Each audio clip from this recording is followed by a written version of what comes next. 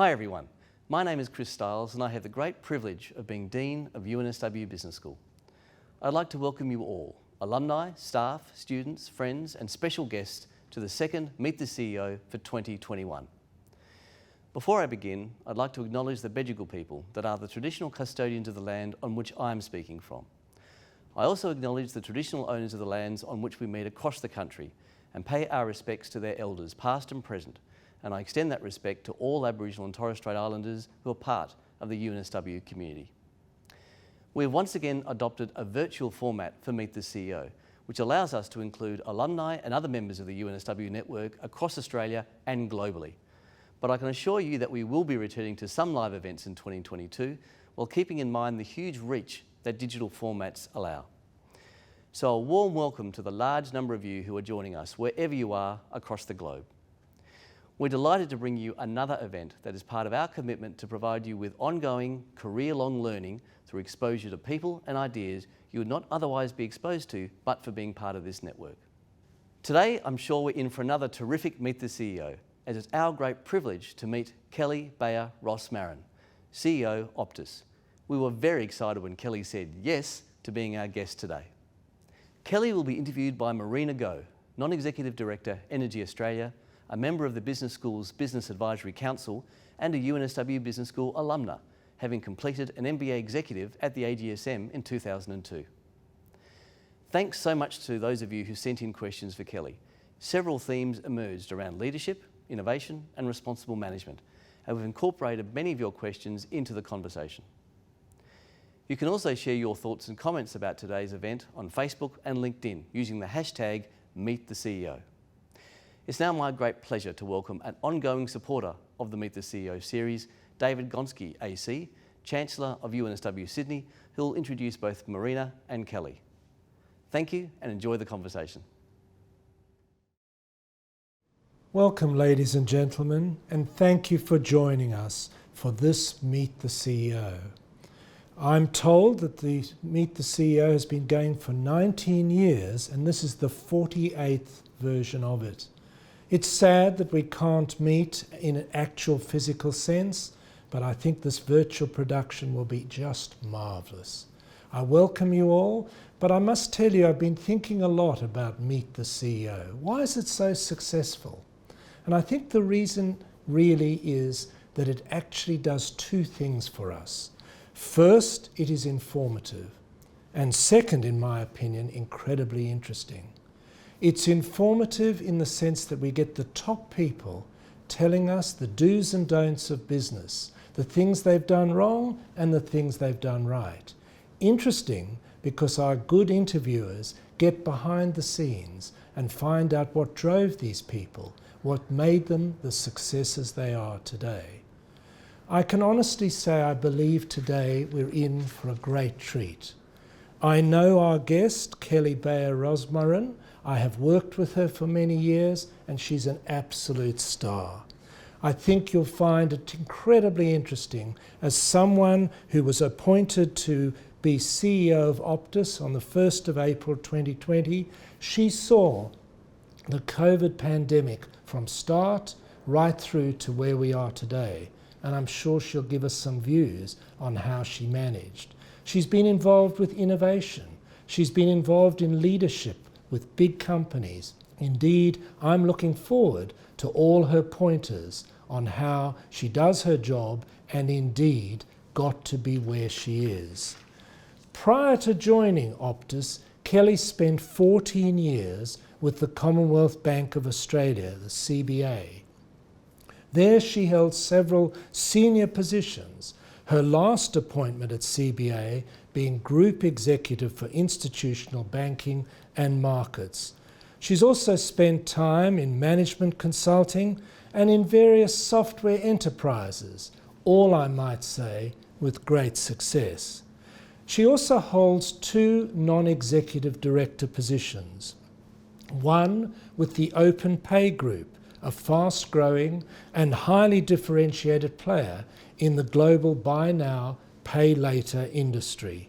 She's also on Airtel Africa, a leading provider of telecommunications and mobile money services with presence in 14 countries across Africa. Kelly is recognised for leveraging technology, for working with data and analytics and developing leading customer services. She's been named in the top 3 tech CEOs in Australia. She's been in the top 25 women in Asia Pacific finance, in the top 10 business women in Australia, and in the 50 most powerful women in Australian business.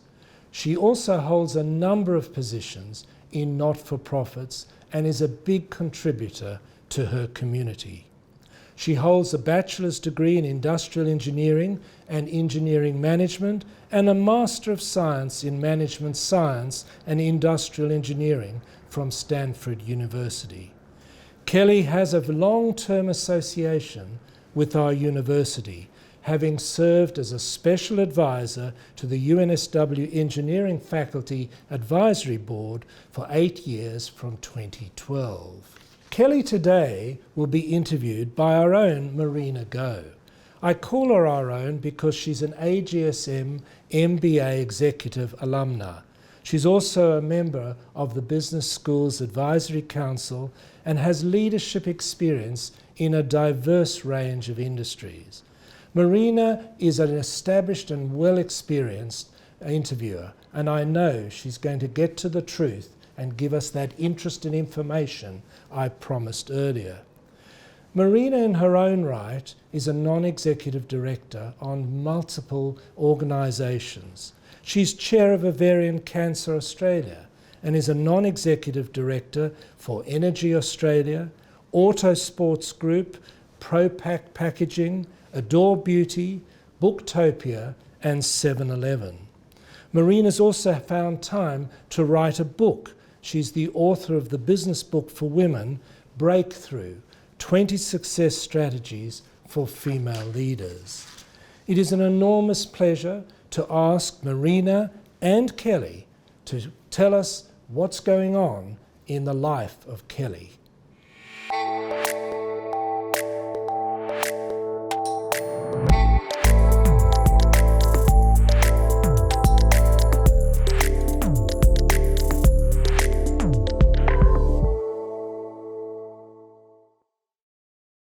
Welcome, Kelly. Thank you so much and welcome to Optus. Thank you. First, I'll start with a brief background on Meet the CEO. This is the 48th Meet the CEO conversation hosted by UNSW Business School. The very first Meet the CEO guest was Sir Richard Branson in 2003.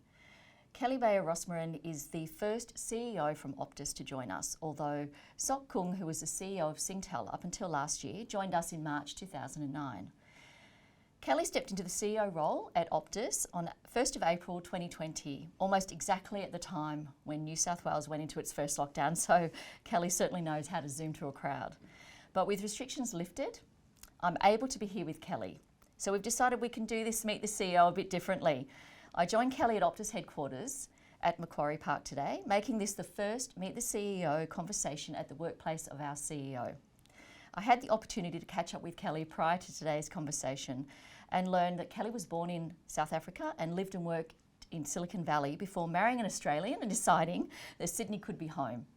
As well as being a capable and highly respected business leader with a brilliant reputation for being an innovative disruptor, I love that, Kelly is a mother and commits a significant chunk of her time to contributing to the community via charitable pursuits.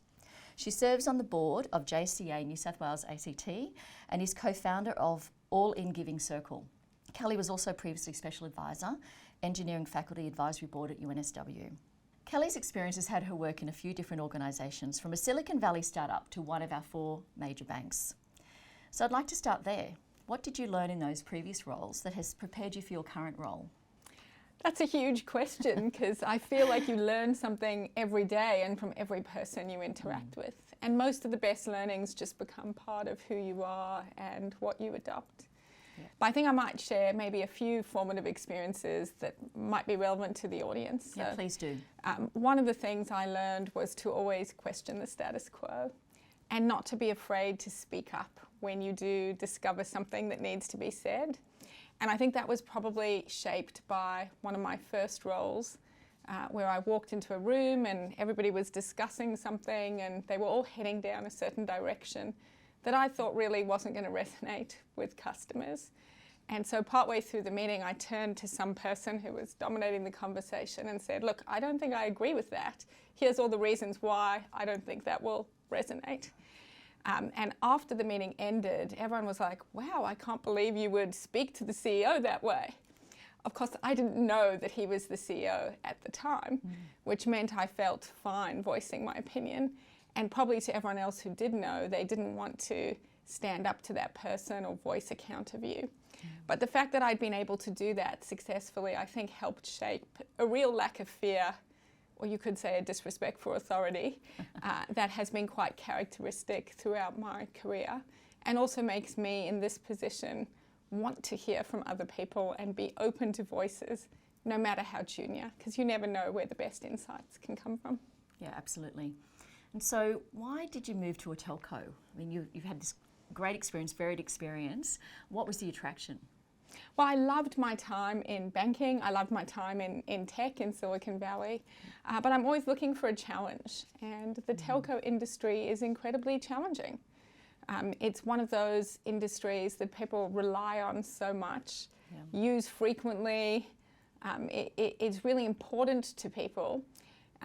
And yet the industry itself has been reducing in value over time with declining ROICs in the industry and becoming almost relegated to a background service that people don't think about. So that looked like an unsatisfactory state of affairs, and the more I looked at the telco industry, the more it seemed that it was ripe for some innovation or fresh thinking to restore it to its rightful place, which should be really glory days as everybody is reliant on their phones and really using the connectivity that we provide and for which there is no substitute. Yeah, absolutely. So it's the challenge that attracted me. Yes, and you obviously love a challenge, but it wasn't just a challenging sector, it's a challenging time. So you walked into this challenging sector at the most challenging time of all, and how have you coped with that? Well, obviously I couldn't have predicted that. Nobody could have. And it was difficult, I think. I had the privilege of coming in as the Deputy CEO first, so that I got a period of time to learn the industry, to formulate a strategy, to be really ready to go. So we had pretty much planned the perfect first day as CEO, the perfect rollout of the strategy, visiting all the teams around the country. I mean, it was the most beautiful plan you've ever seen. Yeah. And then we had to throw the entire plan out the window and pivot entirely. And I spent my first day at home. So I think you always have to be ready for the unexpected. It's a bit of a cliche, but you have to be willing to adapt, to listen to advice from others, and then see the good that comes from that. So some of what we pivoted to in those early days was we actually introduced a series on the strategy. It was a weekly series, so the whole company eagerly anticipated every next episode, and we got to explain the series and record it really well. Professionally produced by the Optus Sport team, who didn't have football to broadcast at the time. Of course. And now we have this awesome series that all the new starters can watch and that people can re-watch if they need a refresher on the strategy. We would have never had that had we not made the pivot, and it's proved to be very useful. So it was a challenging time, but also a time that really enabled us to make some good pivots and to galvanise the team together. Yeah, so you didn't waste a good crisis then? No, definitely not. It really helped us also accelerate some of the things we wanted to do, because it removed some of the barriers and excuses around change management. So a good example there is we had in our 3-year plan that we were going to change our whole call centre model to be one that was much more customer-centric. In the old model, if a customer called in, we'd transfer them from department to department.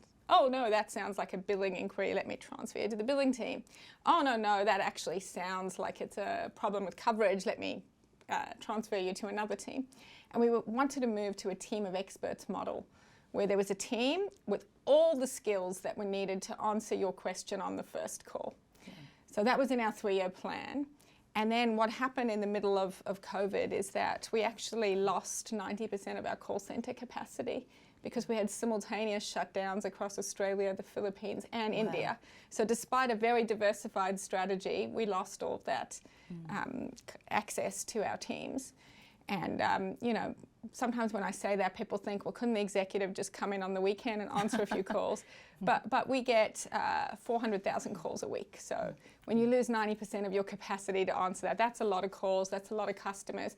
At the moment, they need their connectivity most, ringing us for help. So we had to be very creative in how we pivoted to get through that. And a lot of that involved us taking the teams we had and cross-training them on new things. And so people who used to be in that billing team were now answering all sorts of questions.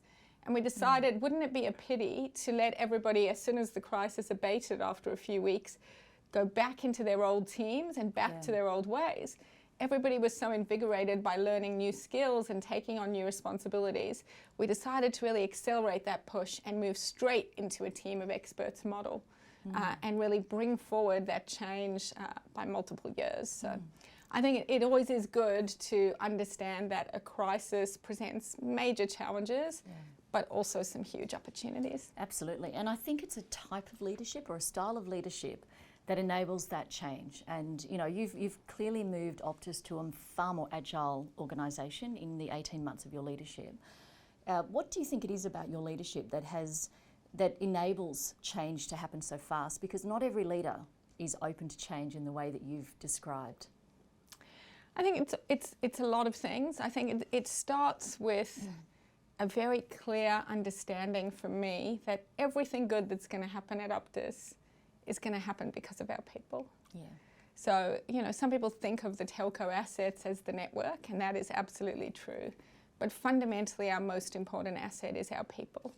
And I know if our people have a great vision that they're inspired by, they have all the tools and support to achieve that vision, a good strategy, real clarity on what they need to do, and then the empowerment to actually go and make that happen, that we're going to get great outcomes. So I definitely bring a strong focus on people, and a lot of what I've focused my time and energy on in the last 18 months is the people agenda, the culture, the behaviours we want to see. And listening and bringing out the voices of our very diverse workforce. So I think that's definitely an element. But then also I love ideas. I just naturally gravitate towards ideas. I encourage ideas. And I do push the teams very hard. And I think that it enables us to work in a different way. And we have been delivering some amazing innovation for our customers. But also every strength also is a weakness. So I'm definitely very acutely aware that I'm pushing the organisation very hard, and it is taking strain. Like, people are working very hard, they're tired, we're rolling out a lot of things, and there's a big ambitious agenda of more things to happen. So that does put a certain amount of strain on the organisation. And so I also need to have people around me who'll say, enough is enough, you're going too hard, you're going too fast, you need to give people time to catch up. Well, you must be doing something right, because I've learned that since you became CEO, engagement has gone up significantly at Optus. Your engagement score actually went up 11%.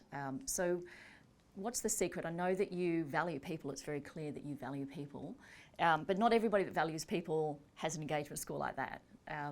What do you think is unique to you?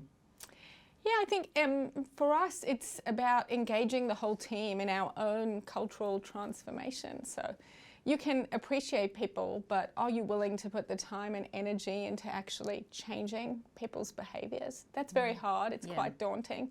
So we've done a number of things. I mean, we actually defined a purpose for the company. Our purpose is to power optimism with options. And that really allows our people to unite behind a common goal. We also then defined the 8 cultural attributes we were going to aspire to. 4 of those attributes were things we already did well, strengths we wanted to amplify and strengthen, and 4 of them were ways in which we thought we could be better in the future. And then for each of those 8 cultural attributes, we defined a behaviour that people could put into practice to live up to that cultural value. So that was all very structured. We then brought in PwC to do a big culture audit of what is the current culture and where are the gaps between the current culture and the one we're trying to build. And then we had to introduce a range of real interventions to get us there. So interventions, for example, rolling out the behaviours with training and reinforcing them. Another intervention was aligning all of our KPIs to our vision and strategy. Another intervention was introducing development week where people could focus on their own development, a lot of training, a learning fiesta that went around all the training we wanted people to do, and a KPI that we have now for everybody to do 12 hours of their own learning in a year. So a lot of different interventions to actually show that you're serious, you care about people, and you're willing to put in the effort and the organisational focus to make that come to fruition. And you're really passionate about culture. I can hear it, and I honestly wish I worked here because that sounds fantastic. But what is it about culture that's so important for a telco and I guess for innovation? Why do you think it matters so much, and how much of a difference can it make? Yeah, it makes all the difference because actually, in my experience, in any group, any group of any size, there are people who have strong views or inclinations about what's not going so well and what could be done differently to make it better. But often the culture can suppress that or make people not voice it. So they'd rather, get together in small groups and complain about it than actually act on it and do something proactive about it. So in my view, if you can get the culture right, then you actually have everybody's complaints and ideas constructively channeled to making improvements that then make a difference for customers, colleagues, and ultimately shareholders. Yeah. So one part of the culture program and our priority, which is called Amazing People, it's one of our 3 strategic pillars. One aspect of that is innovation mindset, and that's also about training people to look for innovation, to be comfortable voicing it, to have a culture of experimentation, to know that we're funding new ideas, that we're willing to try world-first innovation. And I think if you instill that idea that we're open-minded, we're willing to do things a new way, we want people to speak up and voice their ideas, we'll actually fund some of those initiatives. We'll bring in engaging speakers from outside the industry or inside the industry, but from other markets, and we'll help people stimulate those ideas. That all creates a culture that enables ideas to flourish and people to feel comfortable being themselves, being open, and sharing their best ideas and discretionary effort with the company. Sounds fantastic. As a customer, what would I see if I'm looking at Optus now? Since you've come in as the CEO, what changes have you made for customers? Well, if you're a customer, hopefully you would see fantastic plans that give you more choices than any other plan in the market about what you want to include and exclude in your plan. Hopefully you would see some amazing features that you would not actually see at any telco globally. For example, Optus Pause, which would let you simultaneously pause and restart any or all of your devices, whether that's mobile or connected to your Wi-Fi. And what that means is if you wanted to have a really important family dinner and you did not want your kids getting their Snapchat notifications, or your kids didn't want you being distracted by all those work texts coming through, you could just put the whole family on pause. Fantastic. Or if you had a son who was really into gaming and wouldn't come to the table at all, you could pause just his computer for the next hour and make sure that he joined you at the table. So some of our customers use it as a bit of a digital detox. We even have customers who use it when they've got an important work call. They shut everybody else off in the family so that the full strength of Wi-Fi is prioritized to them. But it's those sorts of features that are part of our living network that are very unique. They're designed to help customers in the moments that matter. And so hopefully customers will see that. And then finally, customers should see the fastest 5G. They should also see improved service when they call in, improved service options like messaging from inside our app, and more self-service that's out there. So Wow, that's a lot to have achieved in 18 months, Kelly. That's fantastic. I did say I pushed the teams really hard, and we're Yes. doing a lot at pace, and I meant it. Yeah. It's something we're serious about, but it's also invigorating for our people because they can see that we're making a difference for customers. Yeah. And one of the things I love about Optus is really our people. We have great people working here, and they do truly care about giving our customers a great experience. Yeah. So helping channel that in this way is very rewarding for the whole team. So now I'm going to ask you a question about some of your people, because one of the challenges that many businesses face is losing talented women when they start a family. And you've been through this, you've started a family, and how did you personally manage this period in your life, and how does Optus continue to engage women so that they can come back and continue their brilliant careers with Optus? Yeah, so two great questions in there. I think in terms of Optus, attracting more female talent is a high priority for us. I think in an area where we have a lot of engineering talent, and not just engineering talent in the view of sort of software and the common talent that everybody in the market is competing for, but we also need specialised skills, network talent, astrophysicists for our satellite business, etc. So we're very focused on recruiting, nurturing and growing female talent at Optus. And again, we have a number of specific programs that we're putting in place, whether it's mentoring the senior women, whether it's programs to help them with development planning, or whether it's actually sort of putting clear goals on the table with our recruitment targets when it comes to women in STEM. So all of those are in place, and of course we have to have good policies for maternity leave, continuous learning, etc., which are all there and in place. For me personally, I think having a family is a wonderful thing to do. I always knew that I wanted to work full time even when I had kids. And so I just tried to set up my circumstances in a way that would allow that to happen without feeling I was compromising on either front. So for me, that involved outsourcing as much as I possibly could of the things I don't enjoy, whether that's shopping. There were a whole number of years there I didn't even shop for my own clothes. I was like, I'm not wasting time in a shopping centre looking for clothes. Any spare moment I have, I'm going to spend with my kids on the weekend. And it meant for me having a full-time nanny, so I didn't have to worry about if I needed to leave early or something was happening.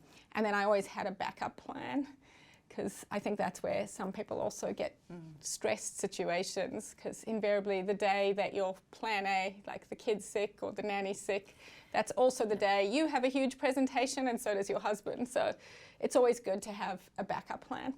And so I put all of that in place to make it possible for me to focus on my career and being a good mom.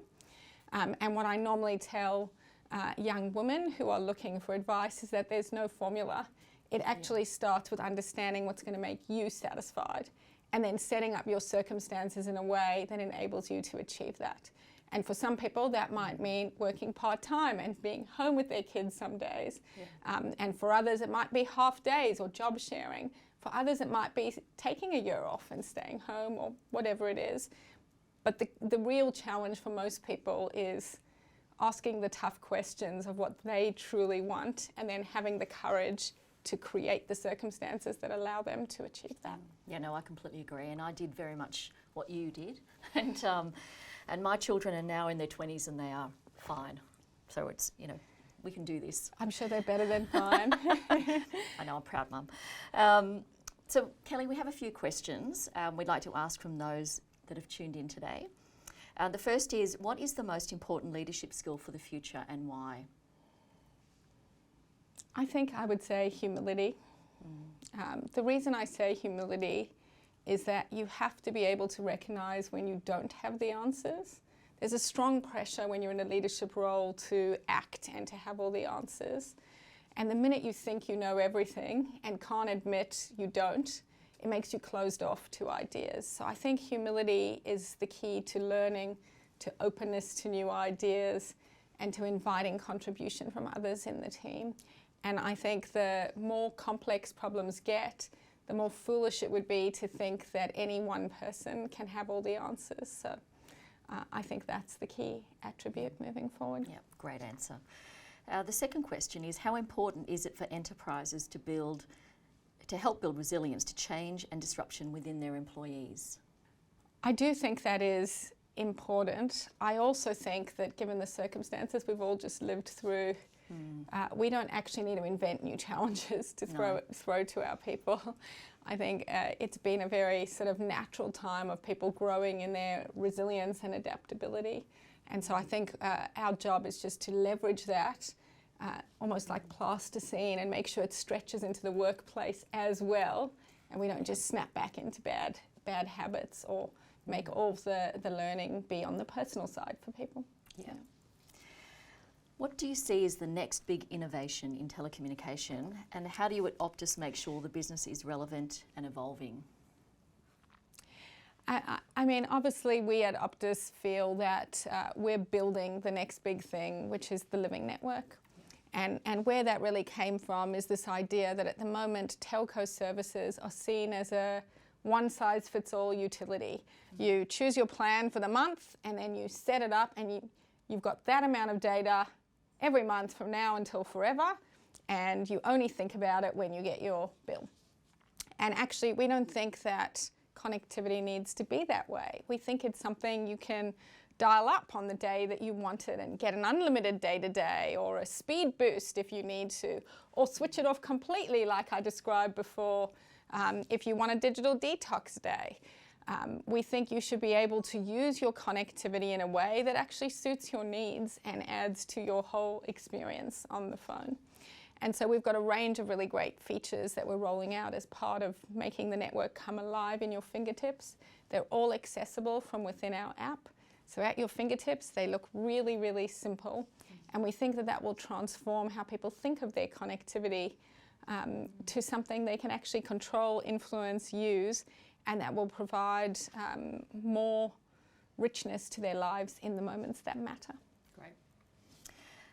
So a question about the employment engagement level. The question is, what was the employment engagement level at Optus pre-COVID? And how does this compare to your projected employment engagement levels in 5 years? So we talked about the growth, but we didn't talk about what the COVID was. and the COVID impact. Look, it's really difficult to answer what the COVID impact is going to be. I think because it's been in multiple stages. I think last year, COVID probably had a slightly positive impact on our employee engagement. I think all the initiatives we did had a huge impact, but I think it was also partly the nature of the work that we do here at Optus being so purposeful and relevant in a pandemic. I mean, suddenly everybody was relying on our services to work from home, school from home, connect to their loved ones, access the content they wanted to. Without the internet, without access to your phone and all the data that we provide, people wouldn't have been able to cope through the pandemic. So there was a huge sense of purpose that I think gave an uplift here. And I think also everything we did to support our employees, their mental wellness, launching Optus Sport Fitness, which was free fitness classes for all of our customers and our people. I think all of that made a big difference and gave us the opportunity to demonstrate even more clearly how much we care for our people. I think this year it might be a bit different. We've just launched our employee survey after 4 months of lockdown. And in Melbourne, many more. I mean, Melbourne is the city with the most lockdown days of any city globally. And I think there are people out there who are just generally a bit depressed and not really loving life. So I don't know how that's going to affect employee engagement. My hope is that if it does affect it, it's a temporary aberration in our nice sort of upward trajectory.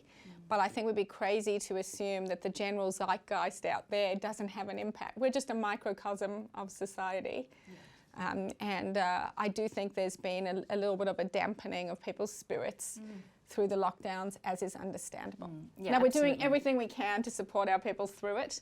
I mean, including we landed up sending hoodies to every Optus employee. Oh, wow. And that's because I wanted to give everybody a hug during the lockdown, and we kept challenging the team, like what's going to feel like a nice warm hug, and they came up with the idea of hoodies, and so we sent one to every person.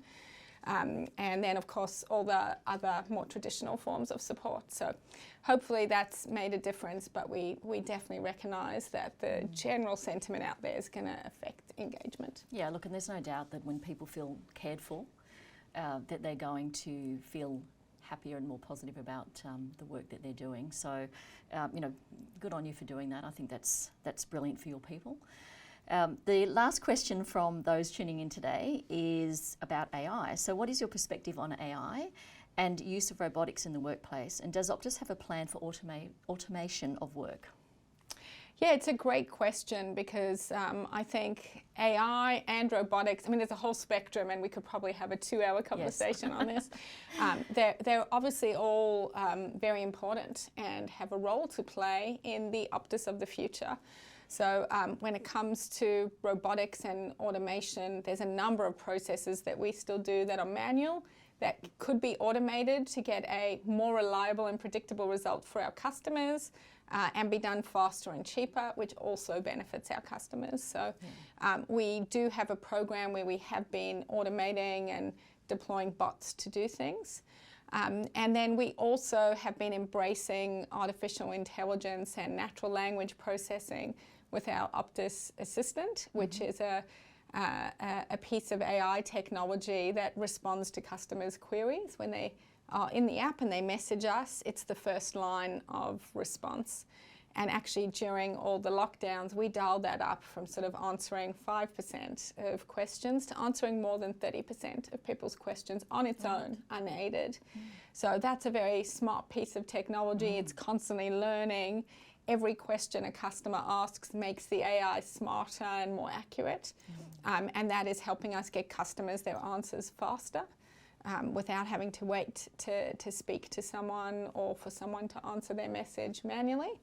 And hopefully that can continue to improve over time as well. There's also some very interesting AI that gets applied to data and patterns that's helping us develop our network plans, where we should make our next incremental investment in our tower network, and helping us optimize our service. So lots of very interesting applications, and I think it's almost an area where the sky's the limit, and we just need more smart people asking the right questions and then developing the solutions to go out and solve those questions. Yeah, that sounds very exciting. Now, I said that might be the final question, but we're not quite done.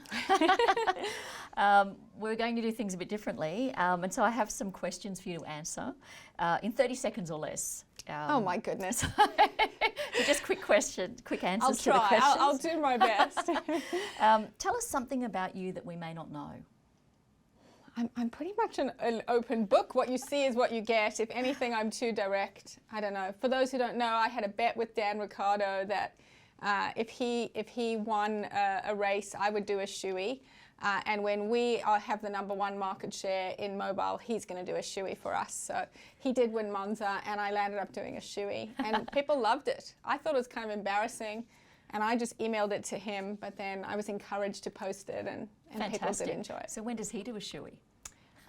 Hopefully soon. Hopefully soon. What's your favourite Optus offering? So if you were a customer, what would be your favourite part?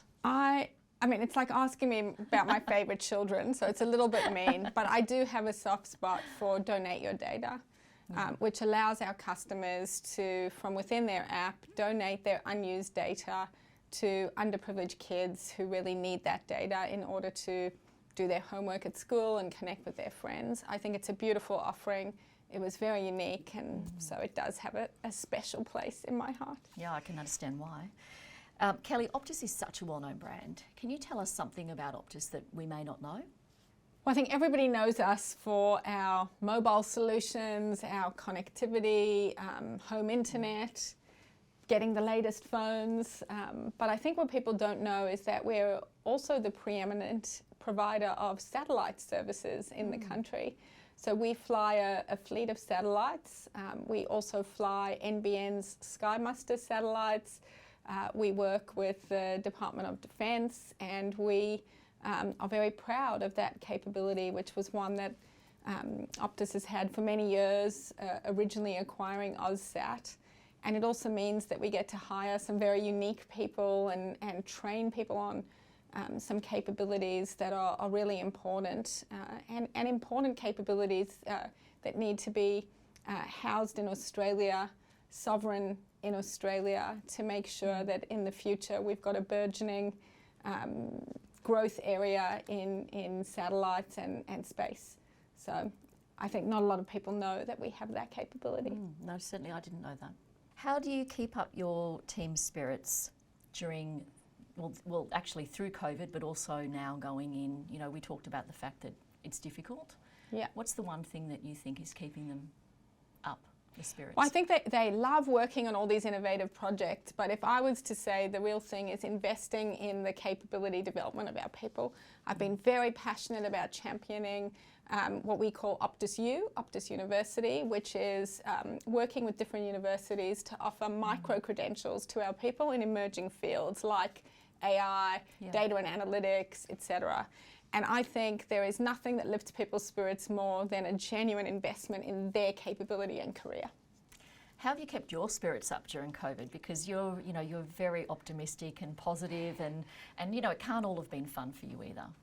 Yeah, I mean, there were definitely difficult times, but you know, I think I am optimistic because I really believe in what we're doing. We are adding enormous value to Australia, to all of our customers, to our people, to our shareholders. So I'm really motivated to do a great job for all of them. And I do get a lot of love and support from my family, my friends, and I get a lot of energy from the people that I work with. So I just have this sense of the more energy I put in, the more energy is created in a positive way for everybody to share in. Yeah, and I can feel the energy just sitting here. Yes, So I know. I'm going to leave energised. What keeps you up at night? Oh, yeah, it's very funny because I got asked this in front of the whole company when we were launching. We do a launch event at the beginning of each year, and I got asked that question, and I said, you know, honestly, I lie awake at night thinking, why do people not all switch to Optus? I do lie and think about that because we have like great coverage. We cover 98.5% of the population, and we're 20% cheaper than the main incumbent competitor. And we give people Optus Sport, which has free football and fitness. And we've got the living network that nobody else does. And our service is better than the others. Oh, and we have the fastest 5G in Australia. So why doesn't the whole of Australia switch to Optus? That's what I lie awake at night thinking. What else do we need to do to make this a very obvious decision for every customer? So you're thinking about the big issues, which is, so that's a good thing. This is actually the final question. So if you could give emerging leaders one piece of advice, what would it be? One piece of advice is so hard and in an untailored way. But I think I would tell people to just pursue challenging roles at the core of the business that they're in. I think a lot of people drift to the periphery without realizing it, but you want to put your energy into solving big problems for the company and problems at the core of what they do so that you actually get exposure to the real levers that make a difference for that company, but also can then feel the impact and maximize your learning. So I guess gravitate towards the difficult, challenging core areas and not away from those, just because it feels a bit easier and more rewarding. What fantastic insights. Thank you so much for joining us today, Kelly. Thank you. It was great to have a chat. Great, thank you. And thank you to everyone who has joined us today. And we look forward to seeing you again for another Meet the CEO.